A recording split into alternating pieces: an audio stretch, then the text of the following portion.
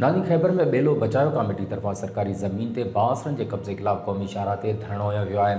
उन हवाले सां ॾिसूं था अब्दुल हाई शेख जी ही रिपोर्ट। जी जी असांजो एहतजाज को अॼु न थियो, ये एहतजाज असांजो मुसलसल 15 ॾींहंनि खां इहो असांजो एहतजाज हलंदो अचे। पहिरीं बि असां एहतजाज को खैबर स्टाफ ते उन में असां थाणे ते आयासीं माफ़िया ख़िलाफ़ जेके कब्ज़ा कयो वेठा आहिनि ॿेलनि ते, ऐं जेको तक़रीबन 13 ऐं 14 चौकड़ी आहे हिते खैबर में, उन जा 80,000 वण वढिया विया आहिनि। हीअ 80,000 वण न आहिनि, इंसाननि जो क़तल आहे उते।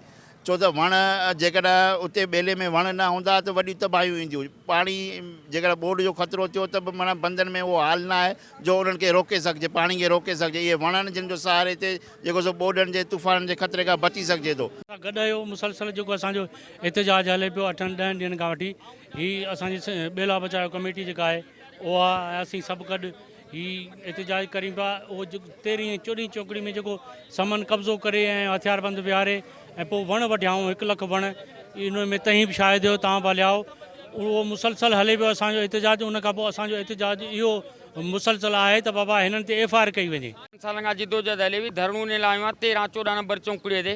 हिननि 70 खां 80,000 वण वढे जहिड़ा आहिनि जेके उते अञा पिया आहिनि।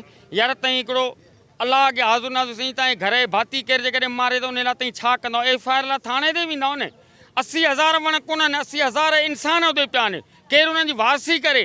ॿेले खाते वारनि वारसी कई आहे। उन्हनि हिकिड़ी FIR कटी जंहिंमें नुसरत समूह या दर्शन, उन्हनि FIR कटी त हिन सूबेदार चयो बाबा आउं ॾिसां थो ॾींहुं में। उनखे 5 ॾींहं गुज़री विया आहिनि। वरी ॿेले खाते राति रिमाइंडर कढियो आहे हिकिड़ो, रिमाइंडर इहो कढियो आहे त हीउ खेबराणी वारो एस जो नथो कढे। हिन सुपीरियंट जेको SSP साहिबु आहे उनखे असीं अपील था कयूं ॿियनि थाणनि जी पुलिस घुराए, इहे जेके एविडेंस आहिनि हिनखे खणायो वञे।